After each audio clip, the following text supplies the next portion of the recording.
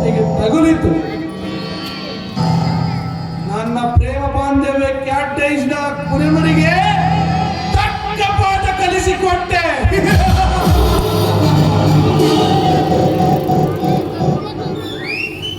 ಆದರೆ ಈಗ ಆ ಪ್ರಕಾಶನನ್ನು ಹಾಗೆ ಬಿಡಬಾರದು. ಆ ಮನೆಯನ್ನು ಕೂಡ ನನ್ನ ಹೆಸರಿಗೆ ಬರೆಸಿಕೊಂಡು ಕತ್ತಿಗೆ ಕೈಕೊಂಡು ಹೊರನೂಕಬೇಕು ಆ ಕುರಿಮರಿಯನ್ನು. ಇಲ್ಲದಿದ್ದರೆ ನನ್ನ ಐಶ್ವರ್ಯಕ್ಕೆ ಭಂಗ ತರುತ್ತಾನೆ ಆ ಮಂಗನನ ಮಗ. ಅಂದಾಗ ತೀರುತ್ತದೆ ನನ್ನ ಆಸ್ತಿಯ ಸೇಡು. ಓಹೋ, ಯಾವುದೋ ಬರುತ್ತಿದೆಯಲ್ಲ.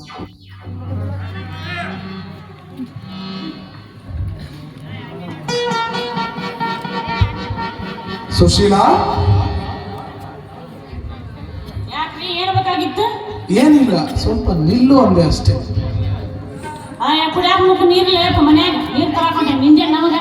ಅವಸರದಿ ಆತುರ ಪಟ್ಟು ನೀರಿಗೆ ಹೋಗಬೇಡ ಸುಶೀಲಾ. ನಾನು ನಿನ್ನ ಜೊತೆ ಬರ್ತೇನೆ. ನೀವು ನನ್ನ ಜೊತೆ ಬರ್ತೀರಾ? ನೀರು ತರಾಕ ಬಾವಿ ನೋಡಕ್ ಬರ್ತೀರಾ? ಬಾಯಿ ಮೇಲೆ ಬಡಿಸ್ಕೊಳ್ಳಾಕ ಬರ್ತೀರಾ? ಸುಶೀಲಾ, ಕೊಡ ಹೊತ್ತು ಮೈ ಬಳಕಿಸಿ ನಡೆಯುತ್ತಿರುವ ನಿನ್ನ ನಡುಗೆಯನ್ನು ನೋಡಿ ಈ ಧನವಂತ ನಿನಗೆ ಸಂಪೂರ್ಣವಾಗಿ ಮನಸೋತಿದ್ದಾನೆ. ನೀ ಒಪ್ಪಿದರೆ ಈ ರಾಜಕುಮಾರನ ಸತಿಯಾಗಿ ಬಾಳಬಹುದು. ರಾಜಕುಮಾರ ಒಂದು ಕೊಡಬಾರ್ದು, ಒಂದು ಸಿಟ್ಟಿಗೆ ಅದು ಕೊಟ್ಟು ನನಗೆ ಮಮ್ಮಿ ಮಮ್ಮಿ ಕಟ್ಟಿನ ಸಾರು ಹಾಕಿ ಮಮ್ಮಿ ಅಂದಿ ಸುಮ್ಮನೆ.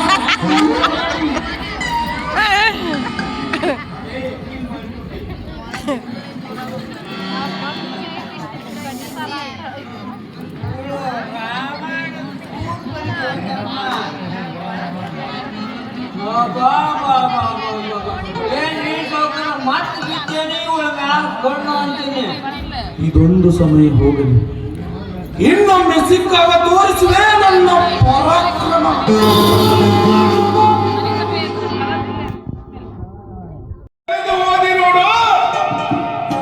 ಒಡ ಹುಟ್ಟಿದ ನಿನ್ನ ಬೆನ್ನಿಂದ ಬಂದ ನಿನ್ನ ತಂಗಿಯ ತನ್ನ ತಾಯಿಯ ಮೋಸ ಮಾಡಿಲ್ಲವೇ?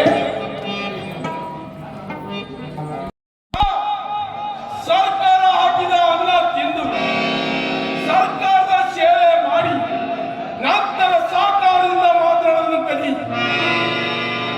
ಅದನ್ನು ಬಿಟ್ಟು ಮನದ ಮಂದಾಸದಿಂದ ಮಾತನಾಡಿದರೆ ನಿನ್ನ ಮುಂದಿನ ಭವಿಷ್ಯ ಬರಡಾಗಿ ಹೋಗಿತ್ತು.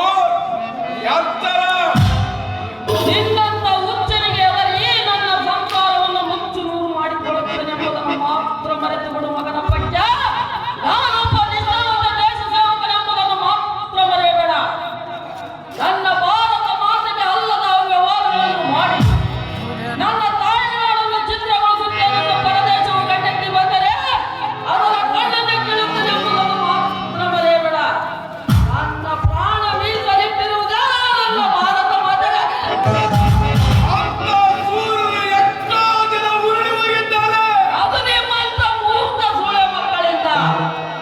ಎಲ್ಲ ಮಗನ ಪಠ್ಯ ಭಾರತ ಮಾತೆಯ ಒಡಲಲ್ಲಿ ಜನಿಸಿದ ನೀನು ಎತ್ತ ತಾಯಿಯ ಕತ್ತು ಕೊಯ್ಯುವಂತೆ ಮಾತನಾಡುತ್ತೀಯಲ್ಲ. ಭಾರತ ಮಾತೆಗಾಗಿ ಹೋರಾಡಿದ ವೀರರಾಣಿ ಕಿತ್ತೂರು ಚೆನ್ನಮ್ಮ ಸಾಯಬೇಕಾದರೆ ಅದು ನಿಮ್ಮಂತ ಮೂರ್ಖರಿಸಲಿ. ಶೂರ ಸಂಗೊಳ್ಳಿ ರಾಯಣ್ಣ, ದರಗೊಂಡದ ಅರಸು ಸಾಹೇಬರು, ಇನ್ನು ಅನೇಕ ಗಣ್ಯ ವ್ಯಕ್ತಿಗಳು ಸಾಯಬೇಕಾದರೆ ಅದು ನಿಮ್ಮಂತ ಮೂರ್ಖರಿಂದಲೇ. ಪುಣ್ಯ ಭೂಮಿ ತಾಯಿಯಾದ ಭಾರತಾಂಬೆಯ ಬಸೂರಿನಿಂದ ಉಸಿರುಗರೆದು ಬ್ರಿಟಿಷರ ಉತ್ತರಕ್ಕೆ ಹುಟ್ಟಿದವನಂತೆ ಮಾತನಾಡುತ್ತೀಯಲ್ಲ. ನಾಚಿಕೆ ಆಗುವುದಿಲ್ಲವೇ ನಿನಗೆ? ಮಹಾತ್ಮ ಗಾಂಧೀಜಿಯವರು ತನ್ನ ಪ್ರಾಣವನ್ನೇ ಪಣಕ್ಕಿಟ್ಟು ಶಾಂತಿ ಕ್ರಾಂತಿಗಳಿಂದ ನಮಗೆ ಸ್ವತಂತ್ರವನ್ನು ತಂದುಕೊಟ್ಟರು. ಅವರ ತತ್ವದಲ್ಲಿ ನಡೆಯುವುದನ್ನು ಬಿಟ್ಟು ಪರಕೀಯರೇ ನನ್ನ ತಂದೆ ತಾಯಿಗಳೆಂದು ಹೇಳಿ ನನ್ನ ತಾಯ್ನಾಡಿಗೆ ನಾಗೇಂದ್ರನೆಂಬ ಹೆಸರನ್ನು ಮರ್ಯಾದೆಯಿಂದ ಹೇಳುತ್ತಿರುವೆ. ನನ್ನ ಮನೆ ಬಾಗಿಲು ಬಿಟ್ಟು ತೊಲಗು ಎಂದು.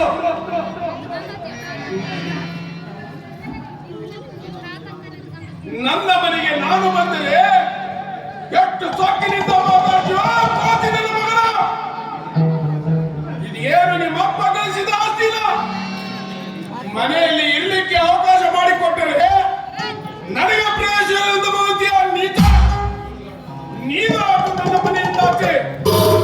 ಮನೆ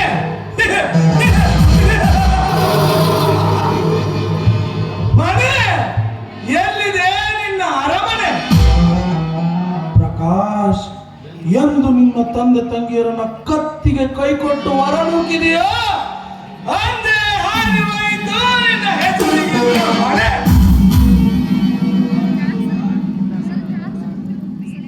ಮಿಸ್ಟರ್ ಪ್ರಕಾಶ್, ಮಾವನ ಮಗನೆಂಬ ಅಭಿಮಾನದಿಂದ ಹೇಳುತ್ತಿರುವೆ, ನನಗೆದುರಾಡದೆ ಹುಟ್ಟ ಬಟ್ಟೆಯಿಂದ ದಾಟು ಇಲ್ಲಿಂದ.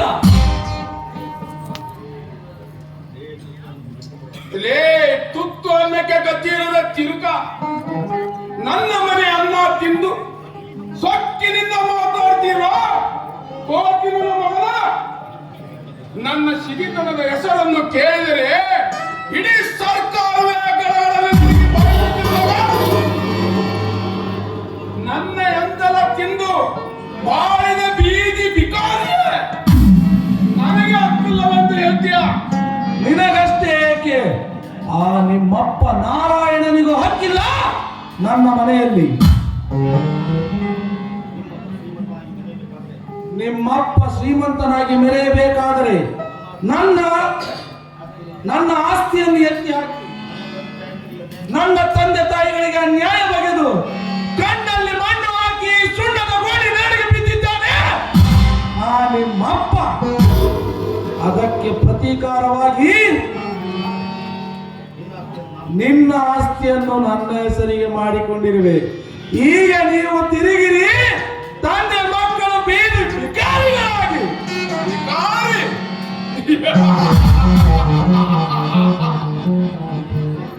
ಅಂದಿನ ಸ್ಥಿತಿಯಲ್ಲಿ ನನ್ನ ತಂದೆ ಮನೆಗೆ ಬಂದು ಹೊಟ್ಟೆ ತುಂಬ ಊಟ ಕೊಟ್ಟಾಗ ಯಾರು ಬಿಕಾರಿಗಳಾಗಿದ್ದರು?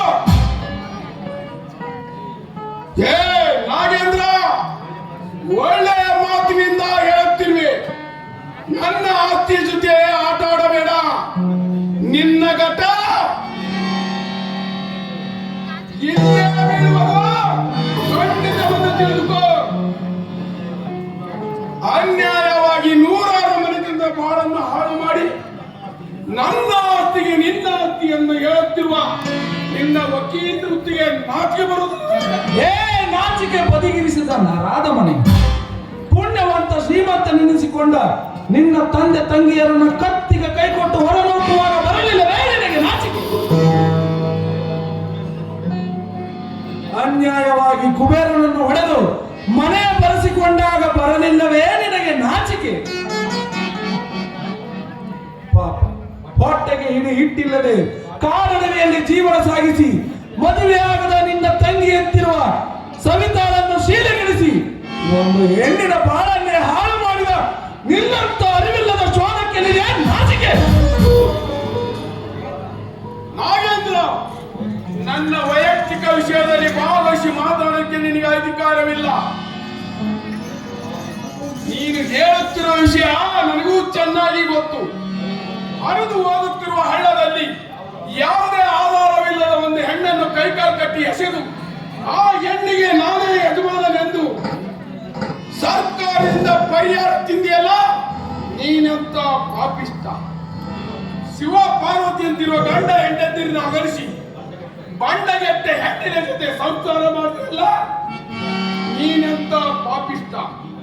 ಈಗ ನಮ್ಮಪ್ಪನ ಹಿರಿದಾದ ಆಸ್ತಿಗೆ ಮೋಸ ಮಾಡಿ ನಾನೇ ಒಡೆಯನೆಂದು ಹೇಳ್ತೀಯಲ್ಲ, ನಿನ್ನ ನಿಂದೆಯೇ ದಹನ ಮಾಡಿರ್ತೀವಿ.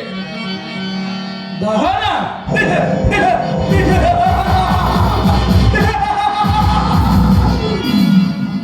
ನನ್ನ ಪ್ರಾಣವನ್ನು ತೆಗೆಯಲು ನಿನಗೂ ಸಾಧ್ಯವಿಲ್ಲ, ಆ ನಿಮ್ಮಪ್ಪನಿಗೂ ಸಾಧ್ಯವಿಲ್ಲ.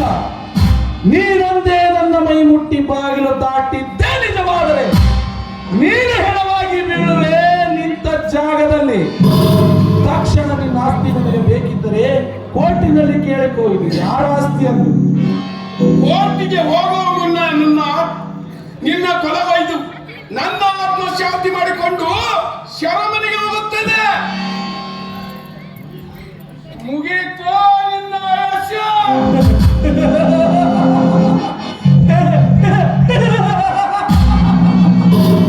ಪ್ರಕಾಶ್, ನೀನೇನಿದ್ದ ಪ್ರೀತಿ ಮಾಡುತ್ತೀಯಾ ಎಂದೇ ಅಲ್ಲಿ ಕಾಲಿಪಿಸ್ತು ನನ್ನ ಇಟ್ಟಿತ್ತು. ಇದೆ ಇಲ್ಲಿದೆ ನೋಡು, ನಿಜವಾಗಿಯೂ ನಿನ್ನ ಸಿರಿತನದ ಸೊಕ್ಕಿನ ಬೇರನ್ನು ಕೇಳುವ ಗಂಡು ಹುಲಿ. ಬೇಡ ಬೇಡ, ಈ ಎಲ್ಲ ಹತ್ಯೆಯನ್ನು ನಿನ್ನ ಹೆಸರಿಗೆ ಹಚ್ಚಿ ಬಿಡುತ್ತೇನೆ.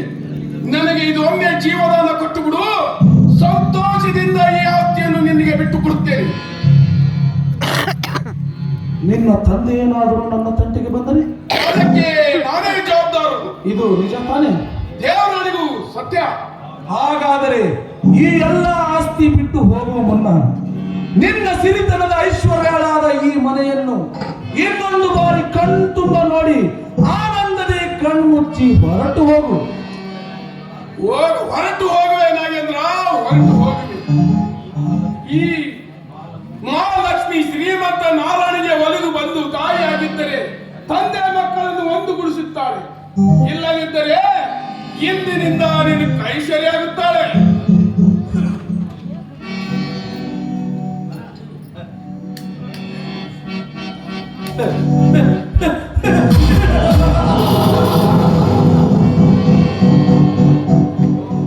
ಹೋಗು ಹೋಗು ಬೆಪ್ಪತ ಕಡಿಯೇ ಹೋಗು. ಇದು ಕಲಿಯುಗ. ನಿಮ್ಮಂತ ಕಪಟ ಶ್ರೀಮಂತರಿಗೆ ತಕ್ಕ ಪಾಠ ಕಲಿಸುವ ಕ್ರಾಂತಿಯುಗ.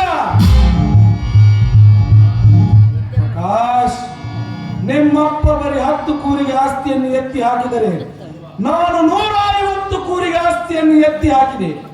ಮಕ್ಕಳಿಗೆ ಸರಿಯಾಗಿ ಪಾಠ ಕಲಿಸಿಕೊಟ್ಟೆ. ಅಂದು ನನ್ನ ತಂದೆ ತಾಯಿರ ಆತ್ಮ ಉಳಿಸಿದ್ದಕ್ಕೆ ಇಂದು ನಿಮ್ಮಿಬ್ಬರ ಆತ್ಮ ಉಳಿಯುವಂತೆ ಮಾಡಿದೆ. ನನ್ನ ತಂದೆ ತಾಯಿಯೊಡನೆ ನನ್ನನ್ನು ಅಗಲಿಸಿದ್ದಕ್ಕೆ ಇಂದು ನಿಮ್ಮಿಬ್ಬರನ್ನು ಬೇರೆ ಮಾಡಿಸಿದೆ. ಯಾವ ಆಧಾರವಿಲ್ಲದೆ ಶಿವಪ್ಪನ ಮನೆ ಬರೆಸಿಕೊಂಡು ಅವನನ್ನು ಕಾಡಿಗೆ ಎತ್ತಿದ್ದಕ್ಕೆ ಇಂದು ನಾನು ನಿಮ್ಮನ್ನು ಬೀದಿಗೆಟ್ಟಿದೆ. ನಿಜವಾಗಿಯೂ ಕಲಿಯುಗದಲ್ಲಿ ತಾ ಮಾಡಿದ ಕರ್ಮ ತಾ ಉಣ್ಣುವಂತಿದ್ದರೆ ನಾನು ನಿನ್ನ ಕಣ್ಣೆದುರಿಗೆ ನನ್ನ ಕೈಯಾರೆ ನಿನ್ನ ತಂಗಿ ಪ್ರೇಮಿಶೀಲ ಹರಣವಾಗಲೇಬೇಕು. ಅಂದಾಗ ತೀರುತ್ತದೆ ನನ್ನ ಆಸ್ತಿಯ ಸೇಡು.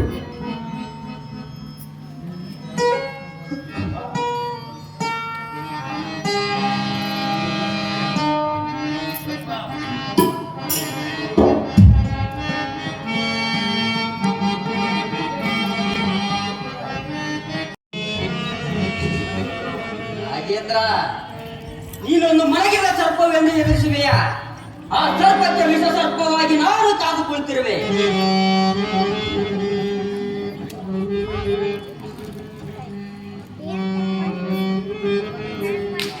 ಗುಂಡ, ನನ್ನ ಪ್ರಾಣದ ಜೊತೆ ಆಟವಾಡಬೇಡ. ನನ್ನ ವಿಷಯ ನಿನಗಿನ್ನೂ ಸರಿಯಾಗಿ ತಿಳಿದಿಲ್ಲ. ಸುಮ್ಮನೆ ಬಿಟ್ಟು ಬಿಡು ನನ್ನನ್ನು. ಬಿಡಬೇಕೆಂದು ಹಿಡಿದಿಲ್ಲ ನಾನು ಈ ಕೆಲಸವನ್ನ.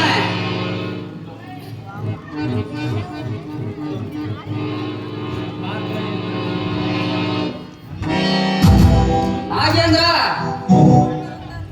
ಮನೆಯಲ್ಲಿ ಮಲಗಿದಾಗ ಕಡದರೆ ಅವನ ಗಂಡಸಲ್ಲ.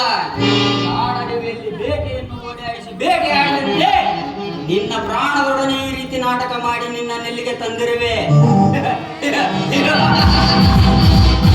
ಕೊಲೆ ಮಾಡಿ ಗಂಡಸಾಗಲಿಕ್ಕೆ. ನಾಗೇಂದ್ರ, ನೀನೊಂದು ಮಲಗಿದ ಸರ್ಪವೆಂದು ಎದುರಿಸುವೆಯಾ? ಆ ಸರ್ಪಕ್ಕೆ ವಿಷ ಸರ್ಪವಾಗಿ ನಾನು ಕಾದುಕೊಳ್ಳುತ್ತಿರುವೆ. ಗುಂಡ, ನನ್ನ ಪ್ರಾಣ ಜೊತೆ ಆಟವಾಡಬೇಡ. ನನ್ನ ವಿಷಯ ನಿನಗಿನ್ನೂ ಚೆನ್ನಾಗಿ ತಿಳಿದಿಲ್ಲ. ಸುಮ್ಮನೆ ಬಿಟ್ಟು ಬಿಡು ನನ್ನನ್ನು. ಬಿಡಬೇಕೆಂದು ಹಿಡಿದಿಲ್ಲ ನಾನು ಈ ಕೆಲಸವನ್ನ. ನಿನ್ನ ರುಂಡವನ್ನು ಕತ್ತರಿಸಿ ಅಗಸಿ ಬಾಗಿಲಿಗೆ ನೇತಾಡುತ್ತೇನೆಂದು ಪಣ ಕೊಟ್ಟು ಬಂದಿದ್ದೇನೆ. ಬೇಗನೆ ಸ್ಮರಿಸು ನಿನ್ನ ತಂದೆ ತಾಯಿಯನ್ನು. ಗುಂಡ, ನೀನು ಕೇಳಿದಷ್ಟು ಹಣವನ್ನು ಕೊಡ್ತೀನಿ. ನಾನು ಏನು ತಪ್ಪು ಮಾಡಿಲ್ಲ. ಸುಮ್ಮನೆ ಬಿಟ್ಟು ಬಿಡು ನನ್ನನ್ನು. ಏನು ತಪ್ಪು ಮಾಡಿಲ್ಲ. ತಪ್ಪು ಒಪ್ಪಿಕೊಳ್ಳದ ಕತ್ತೆ. ಇಂದೊಂದು ದಿನ ನನ್ನ ವಂಶದ ಕುಡಿ ಬೇರನ್ನು ಕತ್ತರಿಸಿ ಹಾಕಿದ ಗಂಡುಗಲಿ ನೀನೇ. ಸರ್ಕಾರದಿಂದ ಪರಿಹಾರ ಧನ ತೆಗೆದುಕೊಂಡು ನಿನ್ನ ಬದ್ದು ಬೆಳೆಸಿಕೊಂಡ ಬಂಡ ನೀನಲ್ಲವೇ? ನಿನ್ನ ಜೀವದ ಗೆಳೆಯನ ಹೆಂಡತಿಯ ಬಾಳನ್ನು ಹಾಳು ಮಾಡಿದ ಪಾಪಿ ನೀನಲ್ಲವೇ? ವೀರ ಕರ್ನಾಟಕದಲ್ಲಿ ಕನ್ನಡಿಗರ ಹುಲಿಯಾಗಿ ಬಾಳುತ್ತಿರುವ ಆ ಶ್ರೀಮಂತ ನಾರಾಯಣನ ಅಲ್ಲವೇ ಕನ್ನಡದ ವೀರ ನಾರಿಯರ ಮಾಂಗಲ್ಯಕ್ಕೆ ಭಂಗ ತಂದ ನಿನ್ನಂತ ಚಾಂಡಾಲನನ್ನೇ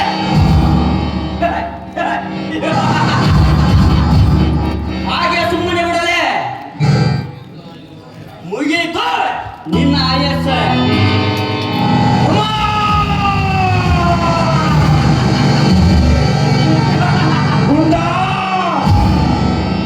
ಈ ಪಾಪಿಗೆ ಸರಿಯಾದ ಕೆಲಸ ಮಾಡಿಬಿಟ್ಟೆ.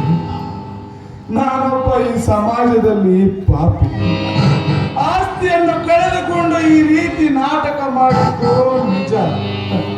ಆದರೆ ನಾನು ಕೆಟ್ಟ ಕೆಟ್ಟ ಕಾರ್ಯಗಳನ್ನ ಮಾಡಿಬಿಟ್ಟೆ. ಪುಣ್ಯದ ಕೆಲಸವನ್ನು ಬಿಟ್ಟು ನ್ಯಾಯದ ಕೆಲಸವನ್ನು ಮಾಡಿದ ನಾನು ಗುಂಡ ನಿನ್ನಂತ ಪುಣ್ಯವಂತನ ಕೈಗೆ ಆಹುತಿಯಾಗಿ ಬಿಟ್ಟೆ. ಅಯ್ಯೋ ನೀನು ಗುಂಡ. ಪ್ರಕಾಶದಿಂದ ಕುಬೇರನ ತಂಗಿ ಸವಿತೆ ಶೀಲೆಗೆಣಿಸಿದ ಪಾಪಿಯಪ್ಪನ ಆ ಹೆಣ್ಣಿನ ಜೊತೆ ಆ ಪ್ರಕಾಶಪ್ಪನ ಕೈ ಹಿಡಿಸಿ ತಾಳಿ ಕಟ್ಟಿಸಿ ಗರತಿಯಂತೆ ಬೆಳಗಿಸಪ್ಪ ಮಾತೆಯ ಗುಂಡ. ಈ ಕೆಲಸವನ್ನು ನೀನೇ ಮಾಡಬೇಕು. ಅಯ್ಯೋ ಅಮ್ಮ ನೀನು ನೀನು ನೀನು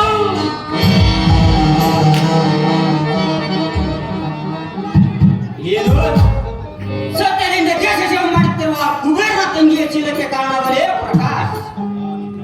ಎಲ್ಲ ನೀತ ನೀ ತಯಾರಿಸಿ ಕಾರ್ಯವನ್ನು ಮಾಡಿ ಈ ನಾಗ್ಯವನ್ನು ಕೊಲೆ ಮಾಡಲೆಂದಷ್ಟಿದೆಯಾ? ನಿನ್ನನ್ನು